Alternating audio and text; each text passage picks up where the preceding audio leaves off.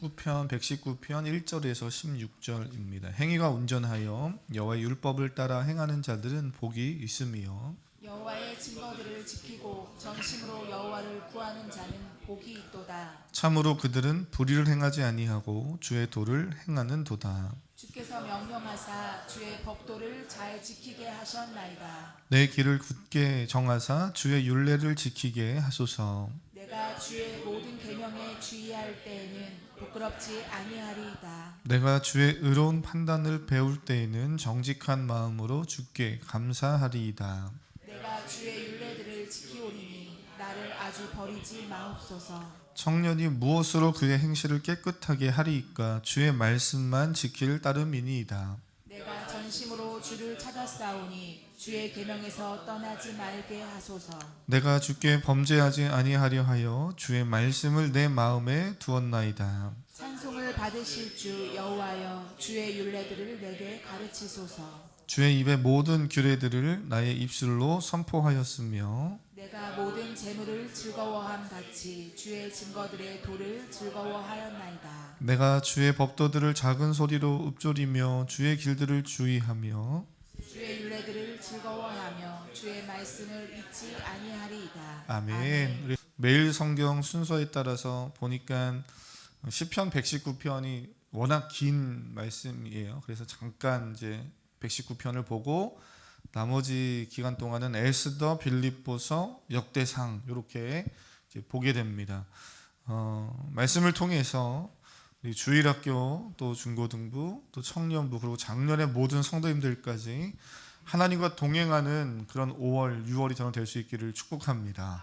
그리고 제발 부탁드리고 또 권면하고 또 조금은 협박 아닌 협박으로 강조하기는 말씀을 꼭 보실 수 있기를 바랍니다. 오늘 말씀을 우리가 함께 이미 읽었고 또 주중에 묵상하신 분은 묵상도 하셨을 테고 오늘 말씀을 듣고 난 이후에 그렇지 행복의 비결을 알려주는 부모가 돼야 되는데 그러려면 말씀을 봐야 되겠는데 그러고도 안 보면 안 되겠다 하는 결단을 가지시고 오늘 이후로 꼭 말씀을 깊이 보고 동행하는 우리 모두가 될 수 있기를 주님의 이름으로 축복합니다. 그 5월달 시작하면서 119편의 말씀을 우리가 이제 보고 있는데요. 말 그대로 시편이기 때문에 시입니다. 시, 그죠? 시는 1편부터 150편까지의 시 중에 119편이 가장 긴 시입니다. 시가 뭐 길어봐야 얼마나 길겠어. 소설도 아니고 이렇게 생각할 수 있지만 시편 119편은 성경책을 보고 계시는 분들 계시다면 이렇게 넘겨보시면 알겠지만 몇 절까지 있습니까? 페이지가 꽤 몇 장 넘어갑니다. 시인데 이건 뭐 소설도 아니고 단편 소설이야. 뭐 카프카의 단편 소설 같은 경우는 한 페이지밖에 안 되는 것도 짧은 것도 있는데 이거 왜 이렇게 길어? 이렇게 될 만큼 시가 정말 깁니다. 176편까지 있어요. 시가 뭐 이렇게 기냐 이렇게 생각이 드는 분 계실지 모르겠지만 매일 성경 이렇게 이미 5, 6월달 사셔서 보신 분들은 항상 새로운 본문이 시작되면 그 설명들이 이게 책 앞부분에 나와 있거든요. 잘 설명을 해놨어요. 미리 보신 분들 계시겠지만 혹시 못 보신 분들을 위해서 제가 짧게만 좀 말씀을 드리면 시편 119편은 우리도 가나다 자음이 있죠. 기역, 니은, 디귿 이렇게 자음이 있듯이 히브리어 또 히브리 알파벳이 22개가 있습니다. 그래서 여러분이 우리 성경은 안 써 있지만 여러분이 보고 있는 성경에서는 보면 이렇게 첫 번째, 두 번째 해서 이렇게 써져 있어요. 1절부터 8절까지 알렙, 9절부터 16절 오늘 우리가 읽은 본문 거기까지는 베트 이러면서 또 세 번째 17절부터는 김멜 이런 식으로 써져 있습니다. 이게 뭐냐면 우리로 말하면 기역, 니은, 디귿, 리을 요거예요. 그래서 히브리 알파벳 22자를 가지고 각 연을 만들었어. 그럼 총 시 한 편에 몇 개의 연이 있는 거예요? 22개의 연이 있는 거죠. 우리 초등학교, 주일학교 친구들 계산을 빠르게 하는 친구들 한 연마다 8개의 행이 있습니다. 그러면 22개의 연이 있으니까 곱하기 하면 총 몇 절이에요? 그죠? 이미 답을 알려줬지요. 제가 176절이 나와야지 맞겠죠. 그래서 176절 용기가 가상해요. 할렐루야. 그 질문의 답을 이렇게 우리 하는 친구들이 있어서 제가 너무 때론 당황하기도 하지만 너무 좋아요. 네. 총 몇 절이라고요? 네, 그렇게 해서 176절이에요. 그래서 22개의 연에 곱하기 8 이렇게 했더니 그렇게 176절이나 되는 176행이나 되는 그런 시가 쓰여진 겁니다. 그래서 재밌어요. 새벽에도 뭐 여러 번 말씀드렸지만 기억 우리로 하면 기억이면 기억으로 시작하는 단어로 시작하는 겁니다. 감사하자. 그리고 또 8절을 쭉 이제 씁니다. 한 연이 끝나면 두 번째 연에서 니은으로 시작하는 단어 뭐 있겠어요? 너도 해라. 그러면서 또 쭉 8절 씁니다. 디귿 하면 뭐 있습니까? 네, 다 같이 하자. 뭐 이런 식으로 써가는 거예요. 리을 가서 뭐 있어요? 어렵지요. 그러니까 이 시가 참 너무나 아름답게 정교하게 잘 써진 거예요. 저도 어제 혼자 고민해봤어요. 비슷하게 누가 얘기하셨네요. 감사하자, 너도 하자. 저는 동그랗게 모여 함께하자. 그랬더니 다 같이 하자 그랬어요.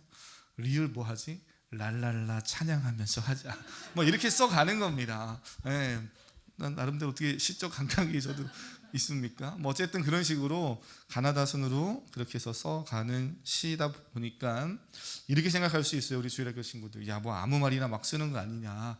요즘 표현으로 아무 말 대잔치로 막 쓴 것이 아니라 하나님을 향한 고백을 담고 있는데 정교하게 그리고 교훈을 주고자 하는 목적을 가지고 기록을 하고 있는 시가 시편 119편입니다.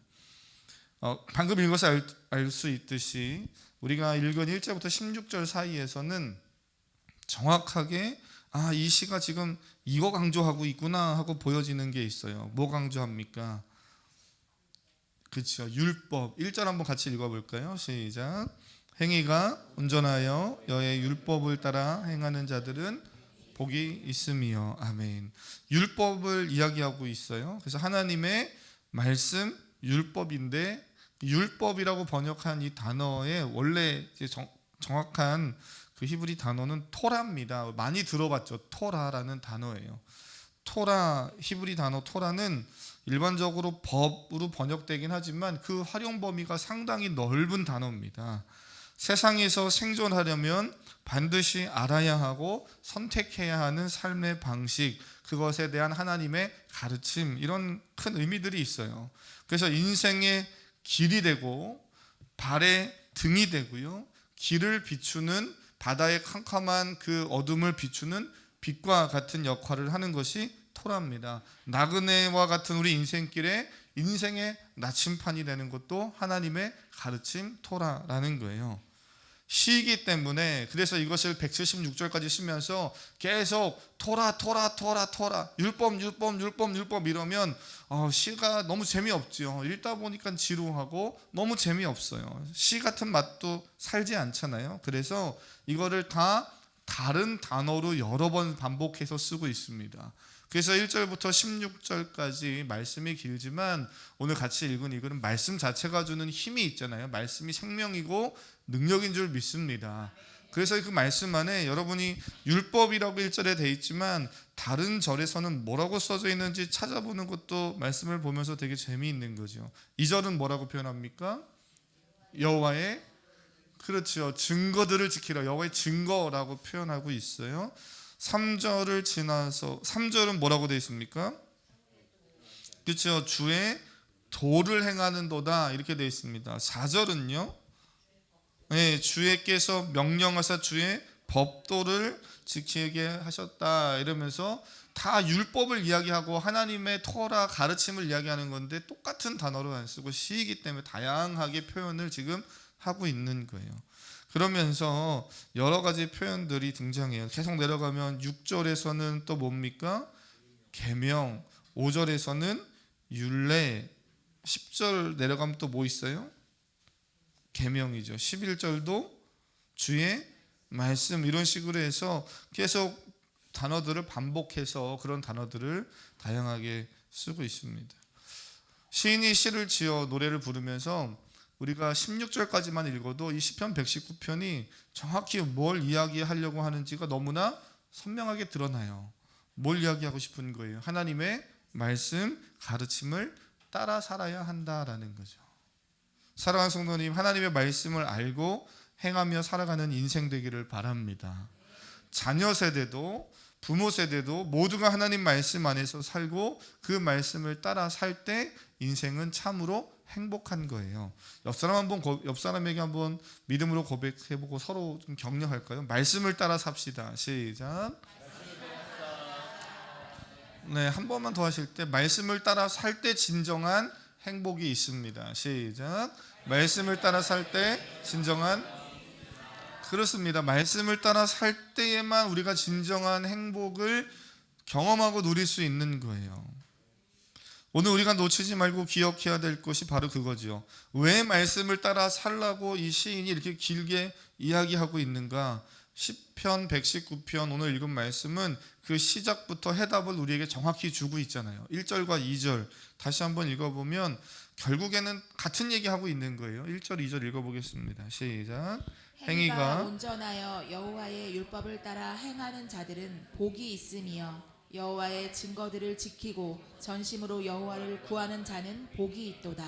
아멘. 누가 복이 있다고 그래요? 율법을 따라 행하는 자, 증거들을 지키고 전심으로 여호와를 구하는 자가 복이 있다는 거예요. 돈이 많아서 건강해서 남들이 부러워하는 뭔가 화려한 걸 내가 소유하고 있어서 행복한 것이 아니라는 거예요. 인간의 행복이 하나님의 가르침, 토라를 따라 살아가는 것에 있다라고 말씀합니다. 우리는 그리스도인 예수님을 믿기 전의 삶에서 예수님을 믿고 구원받은 이후에 반드시 기억해야 될 것들이 있어요. 그 중에 꼭 첫 번째 잊지 말고 기억해야 될 게 뭡니까? 내가 어떻게 죄로 심판받아 죽을 수밖에 없었던 인생에서 구원받아 하나님의 자녀가 됐는가? 이건 명확히 알아야 되겠죠. 그리스도인인데 누군가가 우리 자매님, 형제님 어떻게 구원 받았어요? 묻는데 이거에 답을 못하면 이거 정말 심각한 문제예요. 그래서 내가 어떻게 구원 받았는가? 어떻게 죄로 인해 죽을 수밖에 없는 내가 하나님의 자녀가 되고 의로운 자가 됐는가? 이거는 우리가 정확히 알아야 되겠죠. 그리고 또 하나 오늘 말씀을 마침 보면서 우리가 알아야 될 건 그 삶이 어떻게 살아갈 때 행복할 수 있는가 하는 거예요. 전 여러분의 삶이 다 행복하기를 주님의 이름으로 축복합니다. 예배하는 성도님들의 삶과 가정 안에서 하나님이 주시는 구원이 확실하고 행복한 그 삶의 모습이 선명하게 드러날 수 있기를 축복합니다. 이런 질문 생기지 않으세요? 구원받은 그리스도인인데 행복하지 않을 수도 있나요? 구원받은 그리스도인이면 다 행복한 거 아닌가요? 라고 질문할 수 있을 것 같아요. 종종 우리가 삶을 살다 보면 그리스도인인데 전혀 행복하지 않아 보이는 사람들이 있습니다. 할렐루야.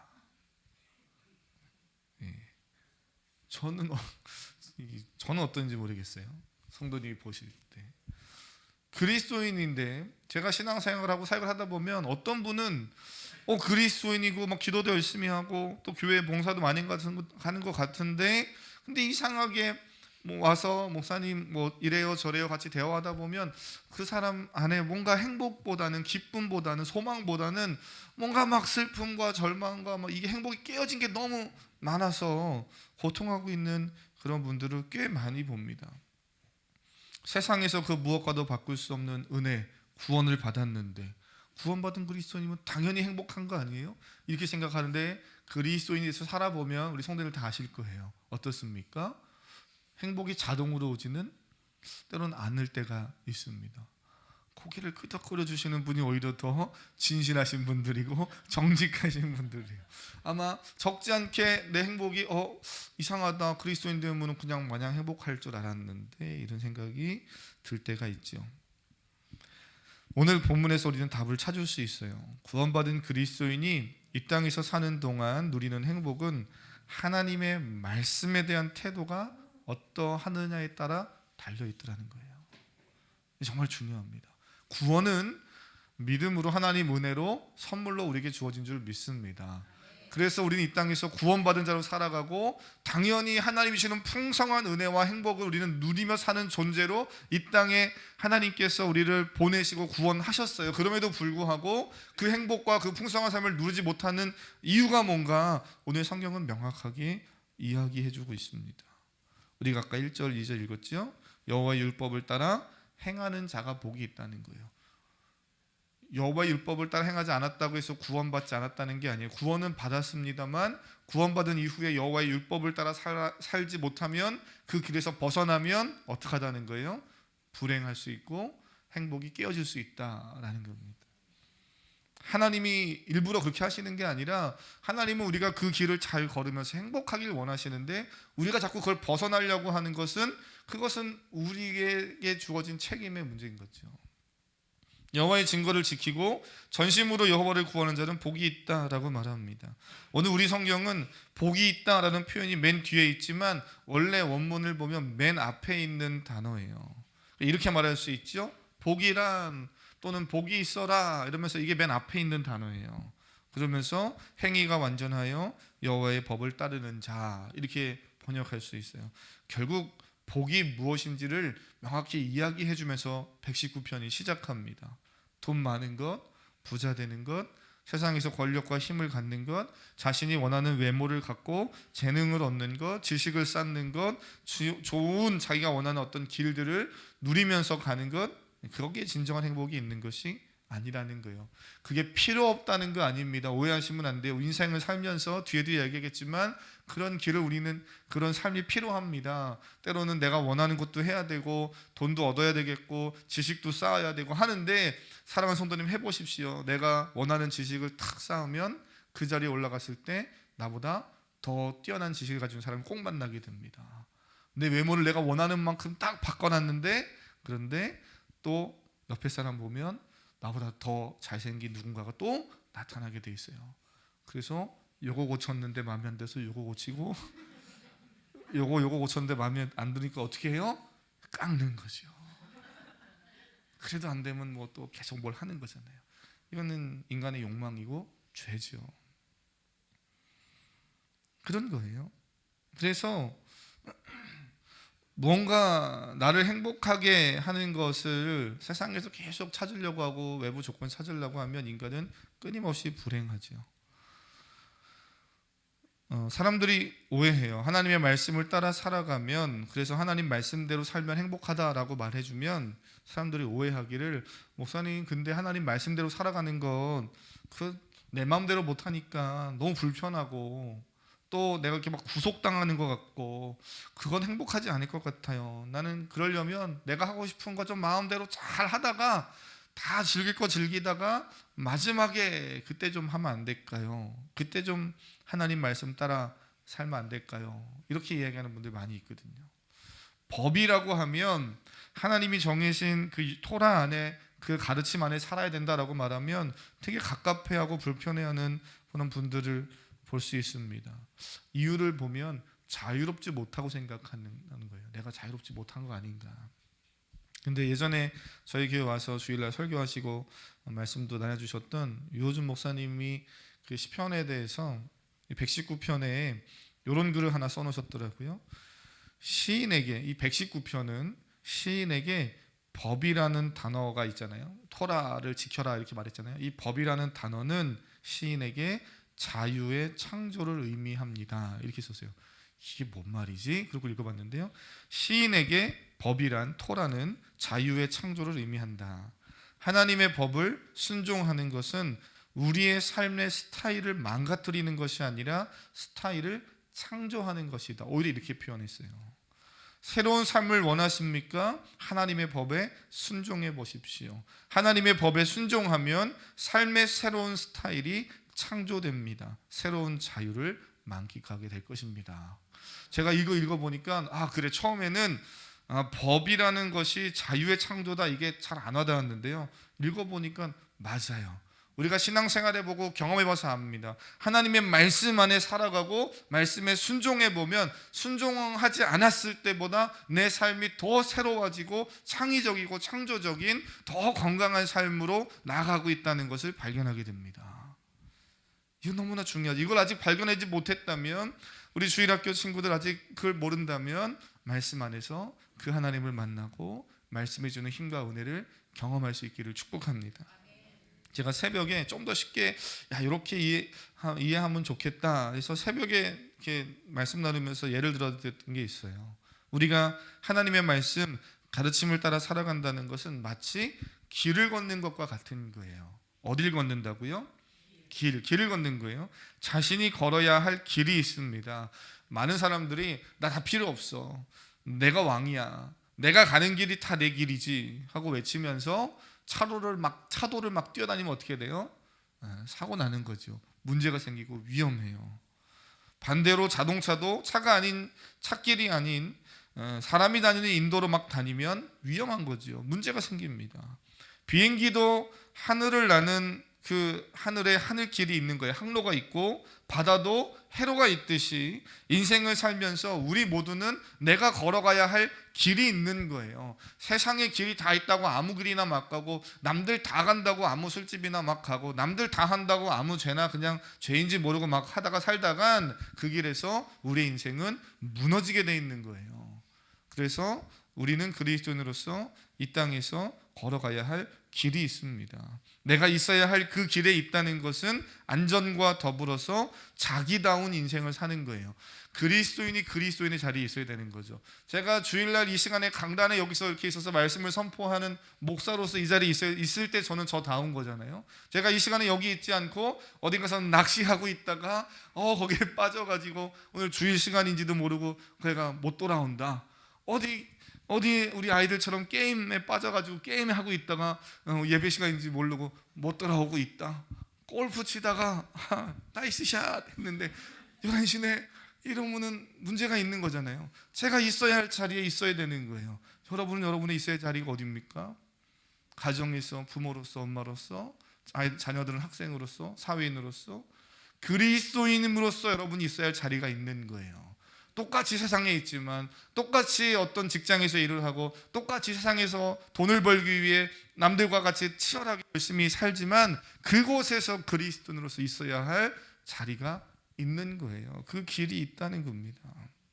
그래서 3절을 보면 뭐라고 되어 있어요? 참으로 그들은 불의를 행하지 아니하고 주의 도를 행하는도다. 그래서 행한다는 표현을 2번 쓰고 있지만 첫 번째 행한다는 것과 두 번째 행한다는 것의 단어가 약간 달라요. 두 번째 단어 행한다는 것은 걷는다는 의미입니다. 영어의 워크예요. 길을 걷다 할 때의 그 의미를 우리는 행한다 이렇게 번역해놨어요. 저는 시편 119편을 보면서 마치 시편 1편을 보는 것 같습니다. 시편 1편도 인간의 행복이 무엇인지를 말해주면서 시작하잖아요. 우리가 잘 알고 있듯이 복이 있는 사람은 악인의 꾀를 쫓지 아니하고 라고 이야기를 해요. 그러면서 쭉 이야기를 하는데 한번 1절과 2절만 같이 한번 읽어볼까요? 시편 119편 시편 1편 1절과 2절만 같이 한번 읽어보겠습니다. 잘하시는 말씀이니까요. 우리 암송하는 우리 친구들은 암송 머리를 잘 굴려서 자꾸 암송하면 기억력도 좋아지고 어르신들 치매도 안 오고.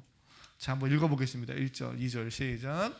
복 있는 사람은 악인들의 꾀를 따르지 아니하며 죄인들의 길에 서지 아니하며 오만한 자들의 자리에 앉지 아니하고 오직 여호와의 율법을 즐거워하여 그의 율법을 주야로 묵상하는도다. 아멘. 1절과 2절은 인간의 참된 행복이 어디 있는지를 잘 보여주는 거예요. 누가 진정한 행복을 누리는 자인가를 알려줍니다. 누가 그렇다는 거예요? 2절에서 이야기하죠. 오직 여호와의 율법을 주야로 즐거워하는 그 사람이, 묵상하고 즐거워하는 그 사람이 정말 복 있는 사람이고 인간의 행복은 거기에 있다라는 겁니다. 뒤집어서 1절을 읽으면 악인의 꾀를 따르지 아니하는 자, 그 사람 복이 있다는 거예요. 그죠? 반대로 악인의 꾀를 따르고 죄인의 길에 서고 오만한 자의 자리에 앉는 사람은 행복을 모른다는 거예요. 세상은 거기에 행복이 있어서 거기서 내가 힘과 권력을 가지고 오만하게 누군가를 다 내려다보듯이 살아야 인생의 진정한 행복과 자기 만족을 누리고 산다. 세상은 그렇게 말할지 모르지만 그거 그렇지 않다라는 거죠. 여기서도 길이라는 표현을 사용하는 거예요. 악인의 꾀를 따르지 않는다라고. 꾀를 따르지 않는다 하니까는 꼭 머리의 생각만으로 이제 우리가 받아들이기 쉽지만, 악인의 꾀를 따르지 않는다는 의미는 악인의 그 생각의 흐름을 따르지 않는다는 거예요. 악인의 생각이 가는 그 길을 내가 따라 걷지 않는다는 겁니다. 그러다 보니까 이렇게 읽을 수 있죠. 1절을 보면 1절과 2절에 복된 사람 한 명과 복되지 않은 3명의 사람, 악인의 꾀를 또는 죄인의 길에 오만한 자의 자리에 앉는 요 3사람을 서로 대조하는 게 아니라 그냥 한 사람인 거예요. 율법을 따르지 않는 사람은 악인의 꾀를 따라 걷고, 악인의 꾀를 따라 걷다가 그 사람이 어느 순간 깨닫고 돌아서면 좋겠는데 그러지 않으면 계속해서 그 사람은 어떻게 가는 거예요? 죄인의 길에 서게 되는 거예요. 거기서라도 멈춰서 돌아서면 좋은데 계속 가면 그 사람은 결국에는 오만한 자의 자리에 주저앉는 거죠. 그 길을 가고 있는지도 모르고 계속 가는 겁니다. 세 종류의 사람이 가는 게 아니라 이 하나님의 율법을 떠난 사람의 삶은 결국 그렇게 계속 가더라는 거예요. 오늘 그래서 시인은 시편 오늘 119편 15절 16절에서 우리에게 뭐라고 이야기해 줍니까? 한번 쭉 지나서 계속 말씀을 지키는 것, 율례를 따르는 것 이런 이야기 하다가 15절 16절 뭐라고 그래요? 시작. 내가 주의 법도들을 작은 소리로 읊조리며 주의 길들에 주의하며 주의 율례들을 즐거워하며 주의 말씀을 잊지 아니하리이다. 아멘. 저는 이 말씀을 우리 가슴에 이 시간 잘 새길 수 있기를 바랍니다. 내 인생의 행복 비결은 말씀을 사랑하고 지키는 것이다. 정말 믿어지십니까? 가슴에 잘 새길 수 있기를 바라요. 그리고 우리 다음 세대들, 내 인생의 성공 비결은 코인을 어떻게 잘해서 대박 날까? 주식을 어디다 투자할까? 어떤 자격증을 따서 어떤 돈 많은 남자, 능력 있는 여자를 만나서 내가 살아야 인생 행복할까? 이런 거 아니고, 내 인생의 성공 비결은 말씀을 사랑하고 지키는 것에 있다. 저는 이것이 우리 다음 세대 아이들의 심령에 잘 새겨져서, 그래, 하나님의 말씀을 사랑하고 지키면서 내가 꿈을 꾸고 하나님 기뻐하는 일에 소망을 가지고 도전하고 재능을 쌓고 훈련을 하여서 하루하루 살다 보면 하나님이 세상 가운데, 사회 가운데 나를 귀한 리더자로 세우시고 또 하나님이 나를 빛나게 하시는 일들이 있을 거야. 그런 기대와 소망을 가지고 공부하고 애쓰는 그런 우리 자녀들이 되면 참 좋겠다, 그런 생각을 해봅니다. 정작 본인이 그 마음을 느껴야 되는데요. 우리 주일학교 친구들, 아멘. 그렇죠. 남자애들이 있어서 그런가 목소리가 아멘. 저는 이렇게 축복하길 원합니다. 그래놓고 설교 제목을 마지막에, 설교 제목은 항상 마지막에 정하거든요. 설교 제목을 제가 행복의 비결을 알려주는 부모 이렇게 했잖아요. 제가 이 설교를 쭉 준비해서 쭉 쳐놓고 제목을 이렇게 적을 때 비결을 알려주는 부모라고 그랬어요. 자녀 세대가 오늘 말씀처럼 살아야지. 그래서 부모님들이 말해줍니다. 야, 너 그렇게 살아야 되는 거야. 그래 행복하지. 요즘 애들은 똑똑해가지고요. 요즘 아이들이 빨리 철이 들어가지고요. 되묻습니다. 그럼 엄마는, 아빠는 행복해? 묻습니다. 사랑하는 성도님, 거기서 여러분이 확신 있게 명확하게 답할 수 있기를 축복합니다. 그럼 아들아 딸아, 나 예수 그리스도 안에 있어서 너무 행복해. 나 예수 그리스도 안에서 사랑하는 엄마를 만났고 아빠를 만나서 행복해. 내가 사랑하는 예수 그리스도 안에서, 말씀 안에서 너를 만나서 행복해. 하나님 안에서, 말씀 안에서 우리 가정이 함께 때론 좀 힘들고 어렵지만 믿음의 길을 걸어서 행복해. 저는 이 고백을 할 수 있는 부모님들이 될 수 있기를 축복합니다. 그러기 위해선 내가 그 하나님을 만나봤어야죠. 그 은혜를 경험해봤어야죠. 그러니 제발 말씀을 좀 읽고 묵상하시고 말씀과 동행하는 삶을 사시고 그 은혜를 먼저 우리 부모 세대분들이 누리시기를 바랍니다. 그래서 자녀들을 위해서 그렇게 축복해 주시면 좋겠어요. 저는 시간상 이 부분만 한 가지만 짧게 이야기하고 마무리하려고 합니다. 구절로 두 번째 연으로 넘어가면 9절에서 청년이, 여기 한번 읽어볼까요? 우리 청년들이 있어서 그런데 한번 읽어보겠습니다. 시작. 청년이 무엇으로 그의 행실을 깨끗하게 하리이까? 주의 말씀만 지킬 따름이니이다. 아멘. 아멘. 청년이 무엇으로 그의 행실을 깨끗게 하리이까 하는 이야기를 합니다. 이 질문은 시인이 어떤 마음으로 고백을 하고 있을까를 청년들 한번 생각해 보세요. 시인이 이 고백을 하면서 청년이 무엇으로 그 행실을 깨끗게 하리이까 하고 고백할 때 몰라서 이 질문에 대한 답을 몰라서 지금 하는 거라고 생각한다면 다시 한번 좀 잘 읽어보세요. 몰라서 하는 게 아니에요. 오히려 시인은 정확히 알고 있습니다. 내가 어떤 질문을 던져서 상대방이 그 질문을 들을 때 내가 생각하고 있는 답과 똑같은 답을 할 수밖에 없게끔 얘기하는 그러한 대화법이 있어요. 이게 뭐예요? 수사학적인 대화법이죠. 그 답이 정해져 있어요. 그거밖에 할 수 없어요. 청년이 무엇으로 인생을 깨끗하게 하리까 하고 질문을 던질 때 세상 방법으로는 그 어떤 것으로도 청년은 깨끗하게 살 수 없어 라는 답이 이미 정해져 있는 거예요. 이 시인은 너무 잘 아는 거예요. 그래서 뭐라고 대답해요? 우리 아까 9절 뭐라 그럽니까? 오직 그저 주의 말씀만 지킬 따름이니이다. 말씀을 지키고 말씀을 따라 살 때에만 청년이 의롭게 거룩하게 살아갈 수 있다라고 고백하는 거죠. 그러면 청년들 오늘 말씀 이후에 말씀만 따라야 되니까 세상에서 공부도 하지 말고 돈도 벌지 말고 세상과 등지고 살아야 되는가? 정치 세계를 보니까 복잡하고 더럽고 배신과 배반, 경제, 예술, 막 인간의 과학과 철학, 여기는 하나님도 없이 막 하나님을 공격하는 것 같고 기독교를 공격하는 것 같고 죄가 많아. 그러니 그런 건 다 필요 없어. 돈이 막 자본이 도는 그러한 경제 어떤 한 중심, 증권과 이런 데는 저런 데 조심해야 돼. 저런 데는 그리스도인은 가지도 말아야 돼. 이럽니까? 그럴 수 없는 거예요.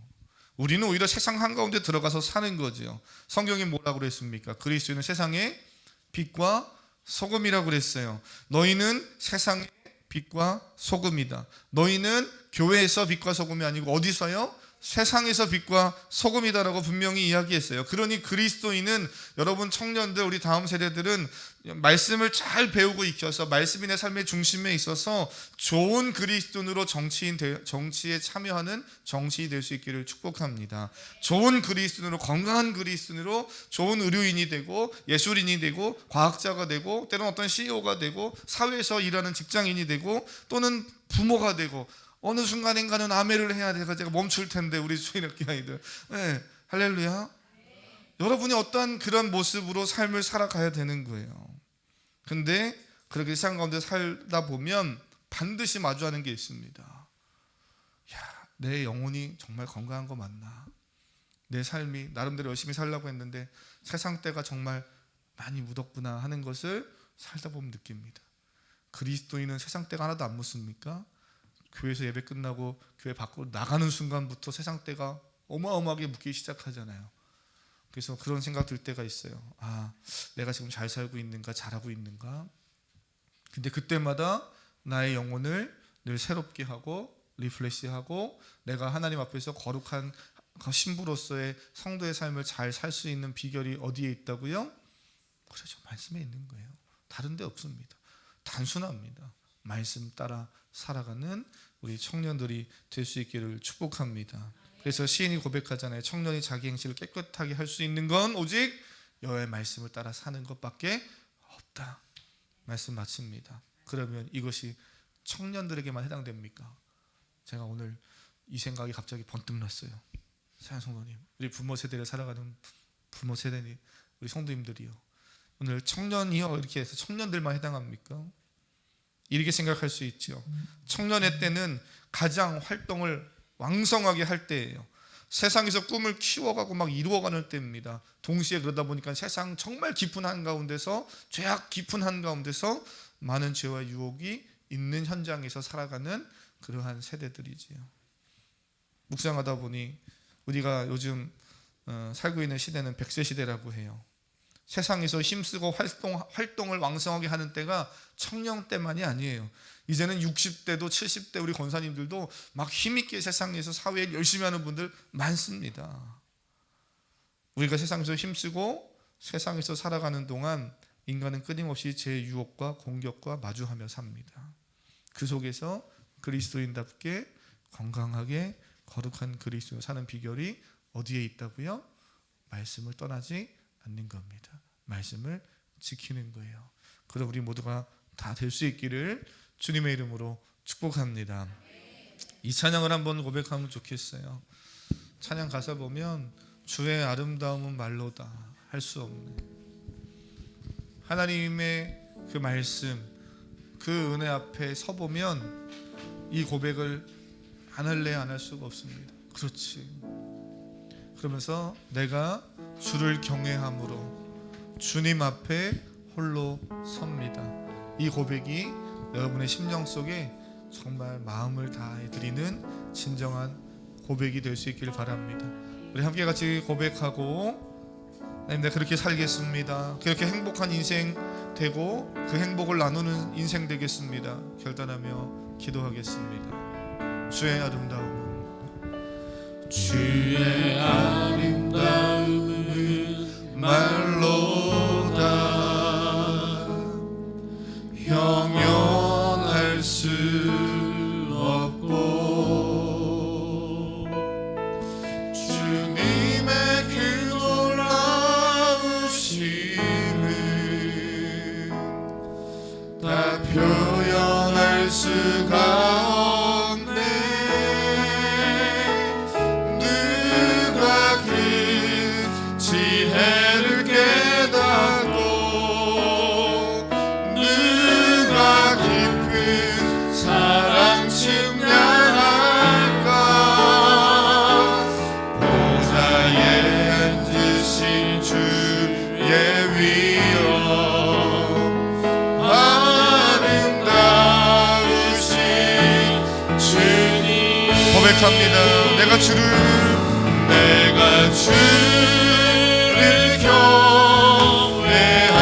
경외함으로 주님 앞에 홀로 섭니다. 찬양 받으신 귀한 따라 거룩하신 주님. 우리 두 손 들고 내가 주를 경외함으로 내가 주를 경외함으로 주님 앞에 홀로 섭니다. 찬양 받으신 귀한 따라 거룩하신 주님. 내가 주를 경외함으로 주님 앞에 홀로 섭니다.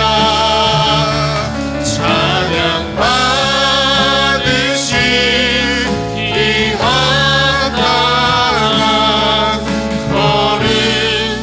거룩하신 여러분의 목소리로 고백합니다. 내가 주를